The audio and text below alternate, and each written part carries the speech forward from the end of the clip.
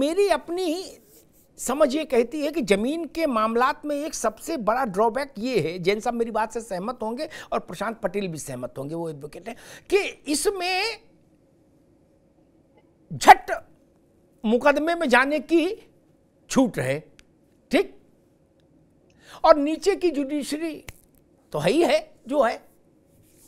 बोले भाई स्टेटस को, अब रामलाल की जमीन पर कल्लू लाल का कब्जा, बोले स्टेटस को लड़ो मुकदमा, क्या दरोगा जी भी खुश, लेखपाल भी खुश।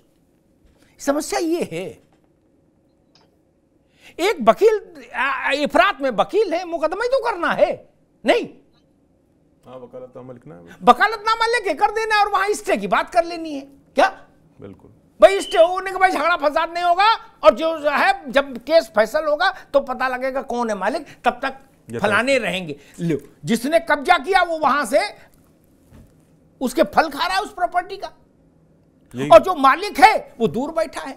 मान लीजिए अभी किसी के बाग पर या किसी की दुकान पर किसी ने कब्जा कर लिया और वो यथास्थिति का स्टे ले आया अंकित जी, और 10 साल 20 साल मुकदमा चल रहा है, तो जिसकी जमीन में दुकान थी या बाग था वो तो बर्बाद हो लिया ना, बिल्कुल। तब कैसे निपटे इस स्थिति से?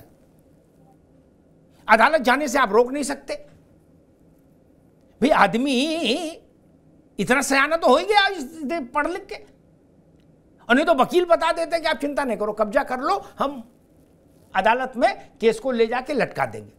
कैसे निपटा जाए? ये केवल प्रशासनिक उससे भी नहीं हो सकता कि मुख्यमंत्री मान लीजिए ये लक्ष्मण रेखा खींच भी दे तो भी मुकदमों में तो दखल नहीं हो सकती, कैसे निपटे?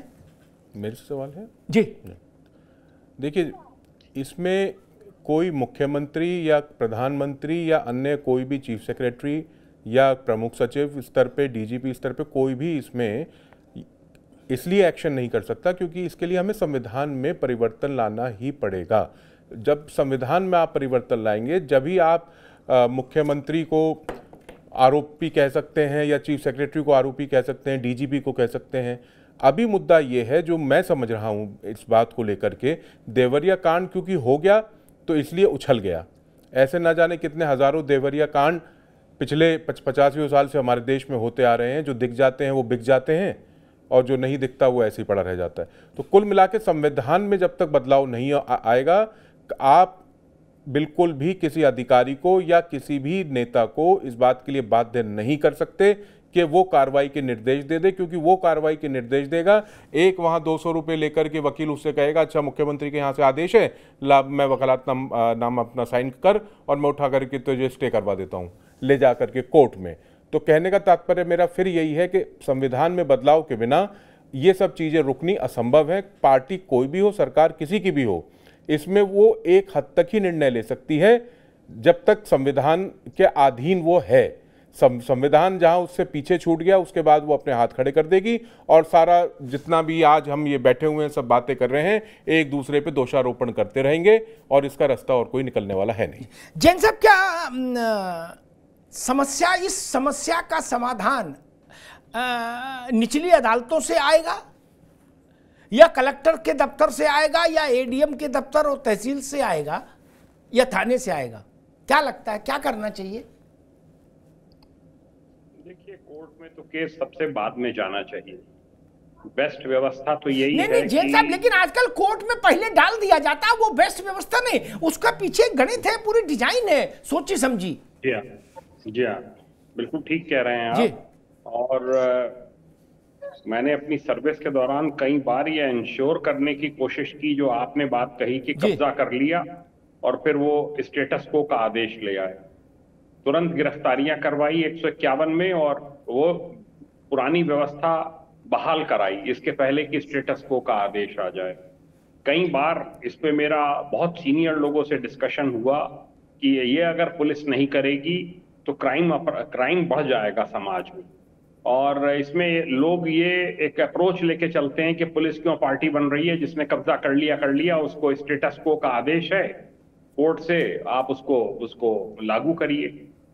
तो ये जो व्यवस्थाएं हैं, मैं समझता हूं जो और स्पीकर्स ने कहा है कि व्यवस्थाओं में परिवर्तन हमको जमीनी स्तर पे लाना होगा और जो भी इस प्रकार के डिस्प्यूट्स हैं उनका बहुत त्वरित निस्तारण करना होगा।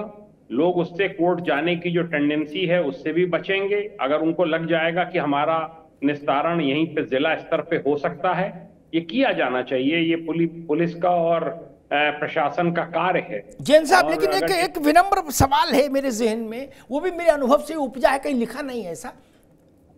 ये त्वरित समाधान, ये शब्द अच्छा है, बड़ा ल्योर करता है, आकर्षित करता है क्या, लेकिन मेरा व्यक्तिगत अनुभव कहता है, मुझे क्षमा करिएगा सब लोग, नेता हो, बाहुबली हो, पुलिस हो, राजस्व विभाग हो और लोअर जुडिशरी में काम करने वाले लोग हों, वकील साहब, सब इस बात की व्यवस्था करते हैं कि समाधान नहीं हो पाए।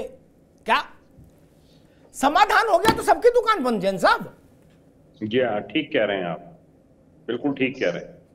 तो समाधान मेरे कहने से थोड़ी ना हो जाएगा, उसमें जितनी इंगेज पार्टी हैं सब एंटी समाधान है, तो समाधान कैसे आ जाएगा, ये मैं समझना चाह रहा हूं।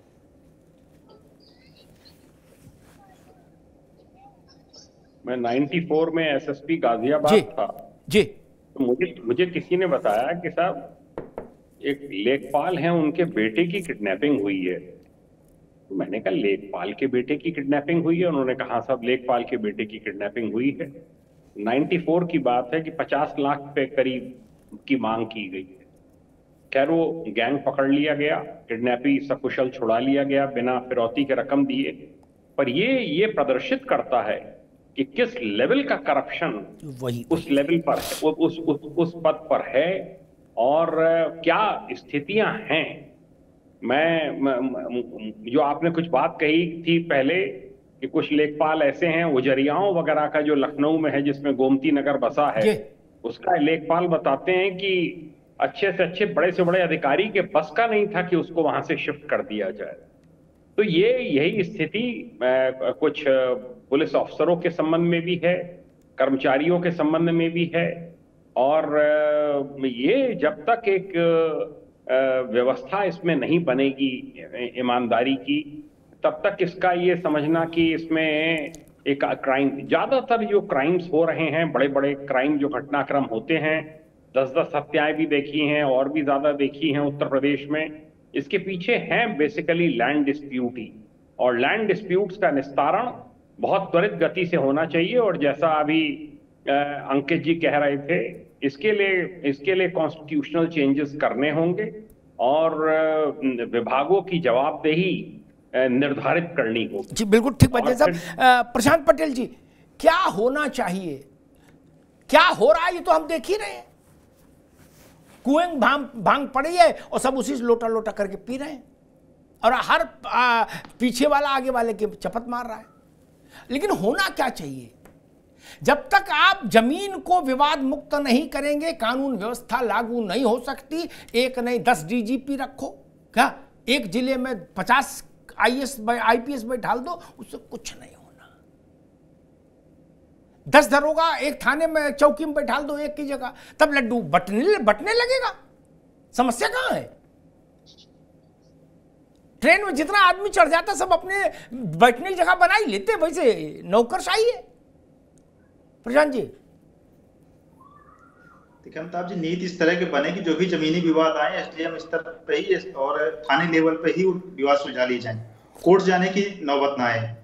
और कोर्ट के मामले में न्यायिक प्रक्रिया में भी काफी सुधार हो रहा है। नई संहिता आने के बाद से चीजें वर्चुअली भी, क्रिमिनल मामले में भी वर्चुअल चीजें होंगी और उसका स्पीडी ट्रायल की प्रक्रिया भी स्टार्ट होगी, तो उससे मामला सुधरेगा।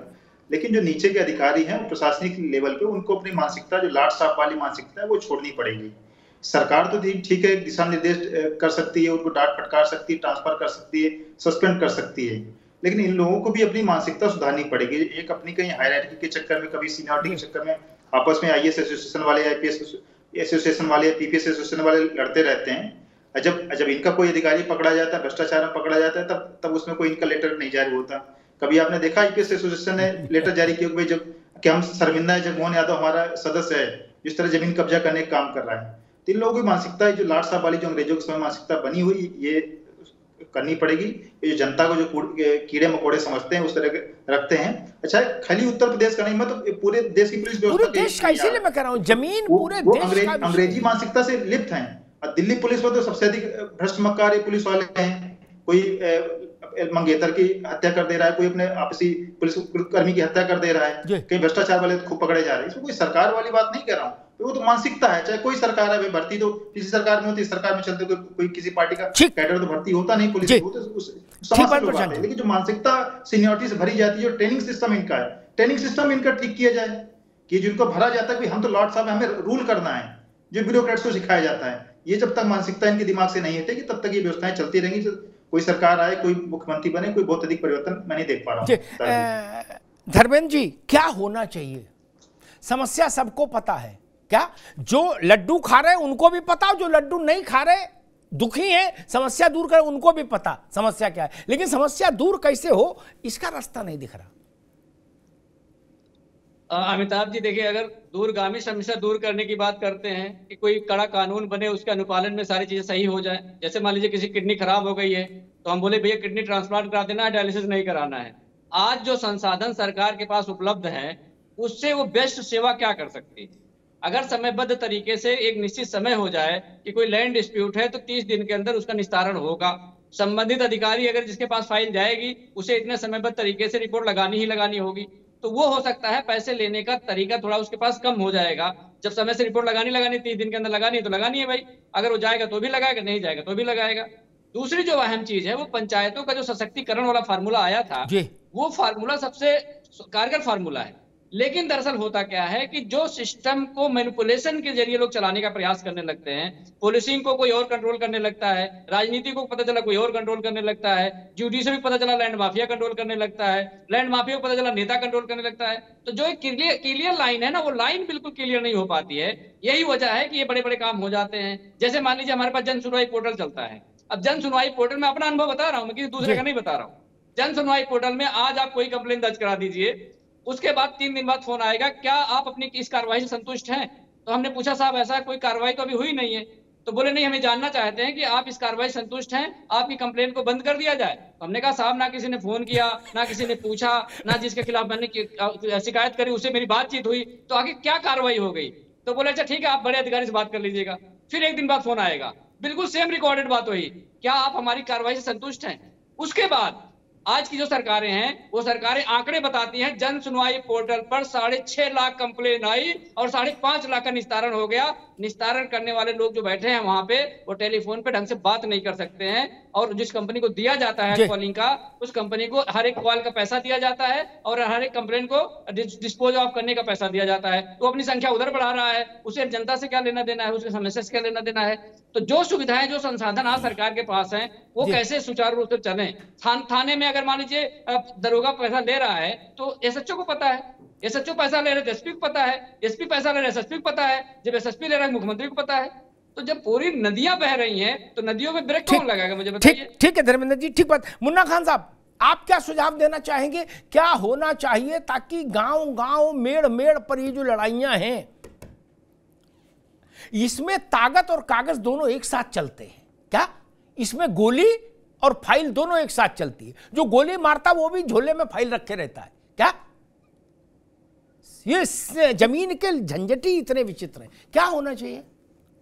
देखिए, अगर मैं आपको कहूँ अमिताभ जी कि नहीं, ये पैनलिस्ट जो बैठे हैं हम लोग बहुत समझदार हैं, तो मैं समझता हूँ ये कहना बहुत गलत होगा, क्योंकि हमसे कई गुना ज्यादा समझदार ये सरकार है। अगर किसी के यहाँ एक बकरी का बच्चा भी चोरी हो तो सरकार के पास इंफॉर्मेशन होती है, तो सरकार को सारा पता है कि कितने गांव में कितने केस है, कितने गांव में कितने कब्जाई हैं और कितने कब्जा करने वाले दबंगई है, और किस दबंगइयों को पुलिस के द्वारा शय मिला हुआ है, किस दबंगइयों को सरकार के द्वारा शय मिला हुआ। तो मैं समझता हूँ जब तक ईमानदारी के साथ अगर एक कदम नहीं उठाएंगे तो मैं समझता हूँ आज देवरिया की एक घटना है, और आने वाले टाइम में जैसे जनरेशन बढ़ेगा, जैसे जनरेशन बढ़ेगा, और जमीन तो अब रबर है नहीं, स्टम्प तो है नहीं कि आप खींच के बढ़ा लोगे, तो ये विवाद कहीं ना कहीं और ज्यादा बढ़ता दिखेगा। तो मैं समझता हूँ आने वाले अगर हमारे परिवार, हमारे बच्चे, हमारे बहन की बेटियों के लिए भविष्य की अगर चिंता करनी है सरकार को, तो मैं समझता हूँ बहुत अच्छी बात की। अंकित मदन शर्मा क्या कहना चाह रहे थे आप, जल्दी से? जी, मैंने जैसे हम सब लोग यहाँ चर्चा कर रहे हैं, इसमें मैं दोबारा से यही कहूँगा कि भारत की संसद में ये प्रस्ताव बिल पेश होना चाहिए, जिसमें सत्ता पक्ष विपक्ष सब बैठ करके जितना जल्दी हो सके इस पे निर्णय लें, इस पे कानून बने। बहुत सख्त ज़रूरत है इस पैनल में बैठ करके, जो मैंने बातें सुनी, आपने जिस तरीके से विश्लेषण किया बातों का, बिना सख्त कानून बने हम आप कुछ नहीं कर पाएंगे। कोई कह दे कि हमसे बहुत बड़े बड़े जानकार बैठे हैं, बिल्कुल हमसे बहुत बड़े बड़े जानकार बैठे हैं। उन जानकारों ने 75 साल की यात्रा में क्या कर लिया आज तक इस भारत में? स्थिति वहीं की वहीं है। तो कहीं ना कहीं मैं यही कहूंगा कि जब तक कि आप भारत की संसद इस पे कठोर कानून नहीं लाएगी और सुप्रीम कोर्ट उसे पूरी ताकत, स्वेच्छा ताकत के साथ लागू करने का कार्य नहीं करेगा, ये दुर्घटनाएं कन्याकुमारी से कश्मीर तक नहीं रुक पाएंगी। ठीक बात है।